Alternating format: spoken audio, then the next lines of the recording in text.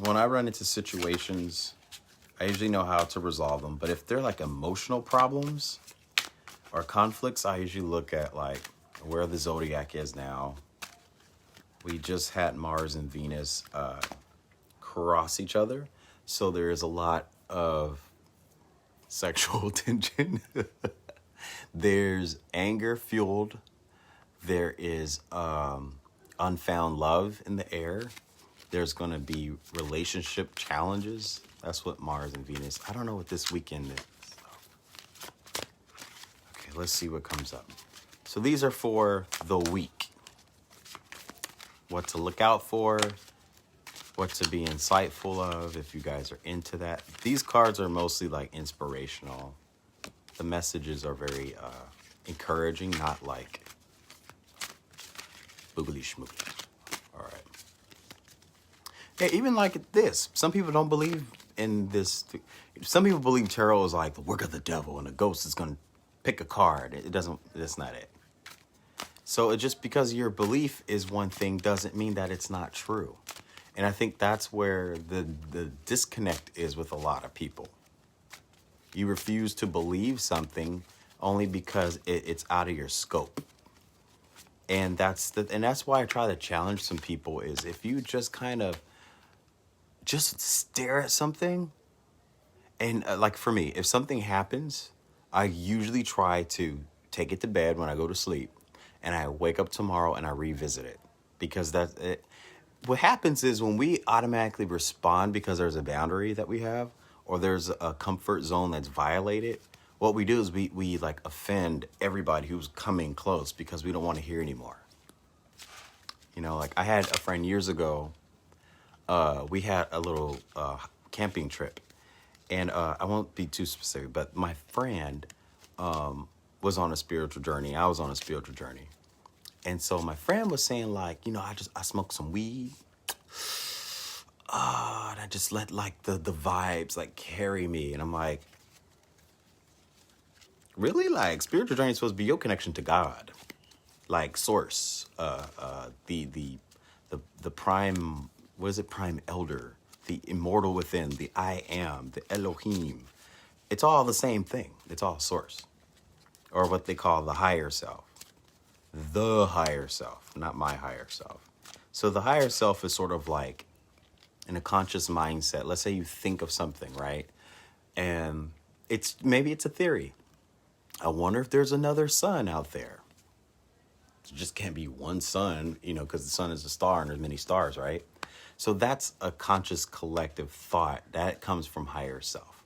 A lot of us feel like higher self is communicating or the essence of what you're feeling or whatever generates from your heart. Maybe you feel like, oh, you know, I feel safe to feel this way. And a lot of that is not imaginatory. A lot of that is what we call synchronicity. You know, we can't really explain synchronicities. It's how quantum physics meets the eureka moment. Like, oh, you know what? And the reason why it comes up is because maybe through the energetic field or however you believe it, it just got brought up on the other side of the world. So a lot of things that I'm trying to open up and share about on Facebook, as well as my YouTube channel, are things that I've been talking to other people in other countries about. You know, I talked about a friend of mine in Portugal who he posted a YouTube video, I think it was 2 or 3 years ago. And he was so nervous and scared to share something because it was going to sound very crazy. People cannot imagine the things that he was going to say, be it reality. But what's funny is at that time I was living in my car in a hotel. It's okay. But the number of the hotel room where I stayed at had 144. Hi, Jamie. Hey. And then 144 matched what this guy's, you know, he was saying something about those numbers. And I didn't know anything about those numbers. But then I lived at this room number. So I communicated with him and I said, you said this message about this one thing, but I had a dream right now and I woke up from the dream and realized that my door number is what you're talking about. So there was a synchronicity between me and this guy in Portugal. We became good friends. So there's a whole constituents of people who have this dialogue But it's just, this platform that is horrible has conditioned a lot of people to just keep it, if it's not about glamour and selfies and arguing with each other, debating over nonsense, it's not accepted. Well, no, it's just out of scope. All right, so here we go. Balance came up. So balance. What am I getting from balance? I get that after a circumstance is going to happen, we'll see balance. Like, this is the end result. So I think this is gonna go backwards. I think we'll need the inner child. So coloring, drawing, I think something's gonna come up where we're gonna have to use our hands to entertain, arts and crafts, cutting, knitting, costume making, makeup. Innocence, meaning we're going to be bystanders or a witness of something. So that'll be prior to the balance. Cleansing, meaning that, and then I'm just doing this for what I'm getting for the week. Cleansing, meaning that something has to surface or flourish. Basically, like, there's a mole, right? And you got to find the mole. So in order to find a mole, you're going to have to, like, kind of figure out a way to get everyone distracted. Because that's usually what happens. Distraction makes people look that way while they work over here. There's a revolution. So I see that someone's not going to give up. So I think there's a resilience to giving up, or a resistance of giving up. And then I kind of see the Empress, Empress is really important. This means that the divine female, the female energetic entity, basically is combined with this revolution. So it's fascinating because a lot of people think that this is a woman, but a male can have a feminine energy. They can have a divine feminine effervescence.